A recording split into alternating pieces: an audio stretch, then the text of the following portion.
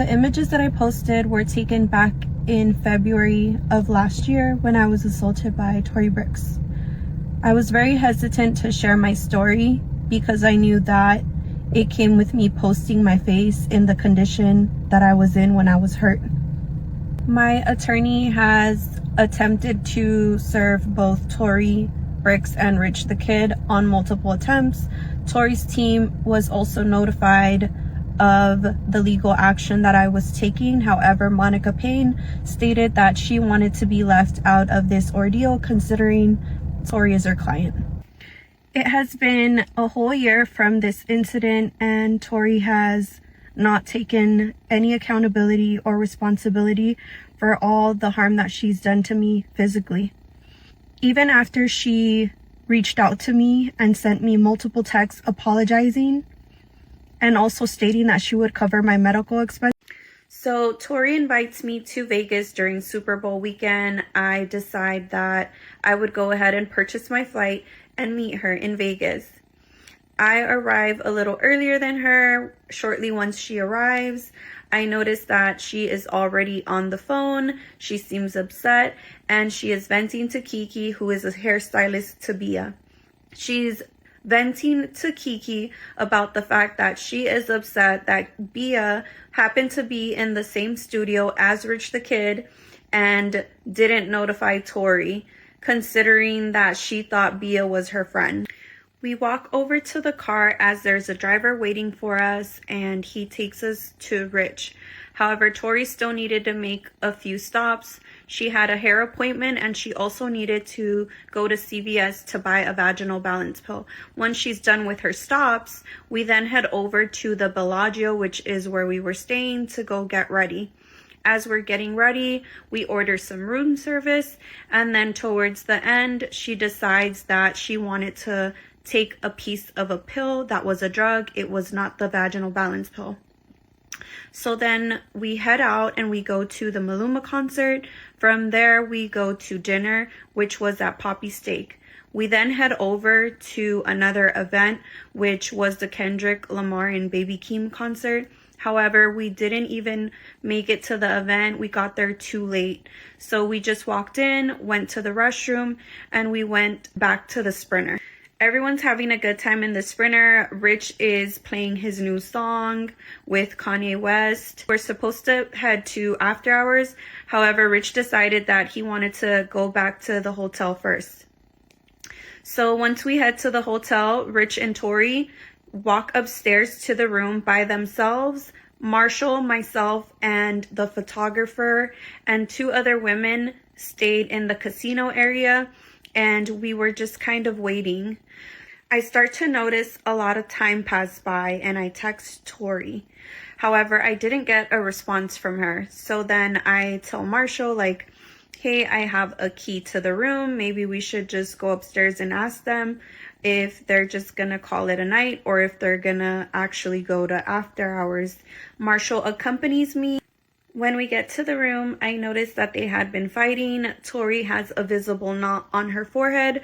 Marshall leaves and she begins to vent to me and starts to tell me how Rich was upset for no reason and that he called her a friendly ass bitch. Their fight goes on for hours to the point where security is called. When security comes, Rich goes to the door and slams it on security and says, we don't need nothing. Security leaves and the fight still continues. I'm not gonna really get into the specifics of that, but at this point, I'm basically tired of just kind of being there and mediating the fight.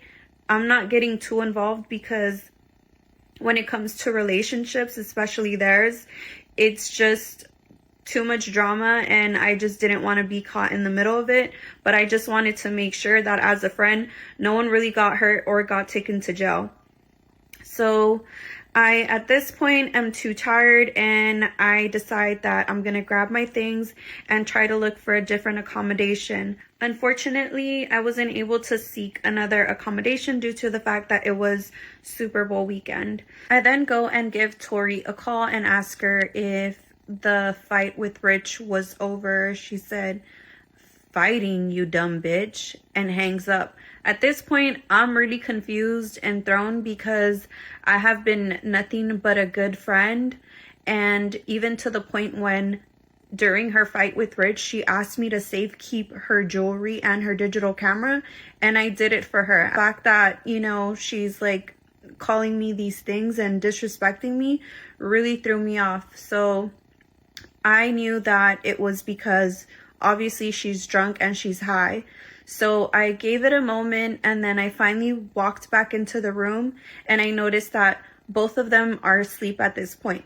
I went ahead and I changed my flight accommodation because the trip was ruined, and once I finish that, I start to fall asleep. As I'm falling asleep, Rich comes over and he asks me to call his phone. I'm half asleep, so I respond, "Huh?" He's like, "Call my phone." She hit it. So now I'm trying to like look for my phone to call his phone.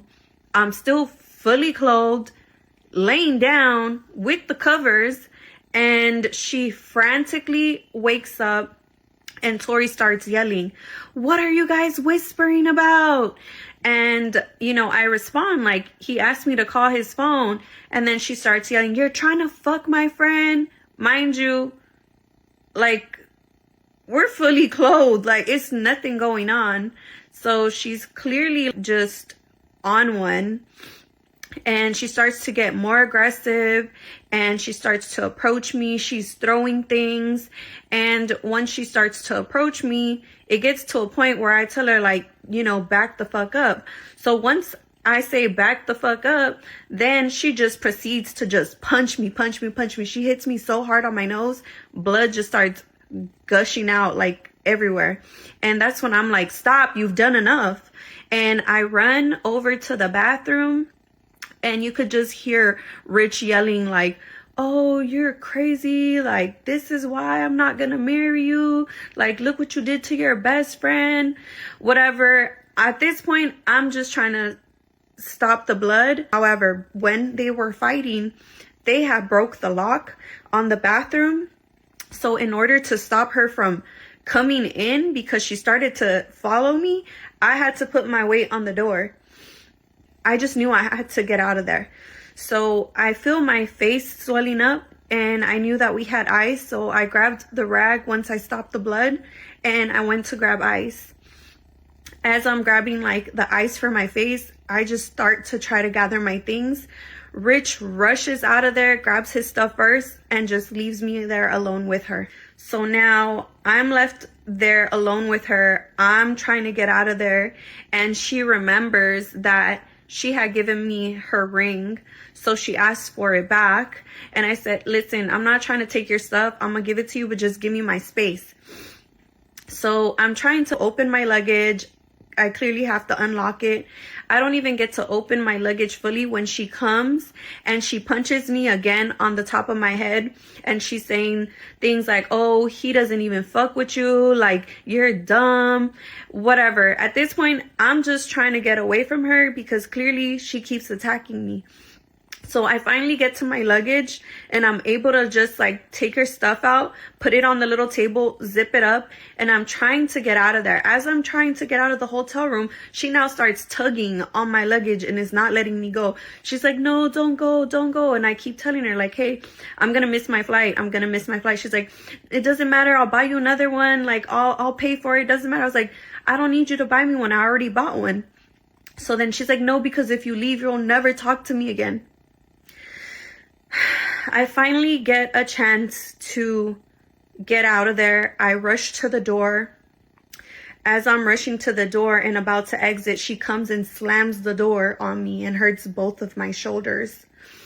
I just push my way out of there, and I head down to the lobby, and at this point my phone's dying, so I have to look for a charger. So once I head down to the lobby, I do run into Rich. He asked me if I'm okay. I just at that moment did not feel like speaking to him, especially because during the entire incident he really did nothing to help me, and I just feel like, you know, maybe all of this could have been prevented. But that's not my story. That's not what happened. So I proceeded to just get on the next flight back home, and I left around 11 a.m. Once I arrived back to LA, I took a little nap, and then I had to go to the emergency room. My eye was shut and I had light sensitivity on my other eye, so my partner took me to the hospital, and I basically couldn't even see where I was walking. I had to be guided.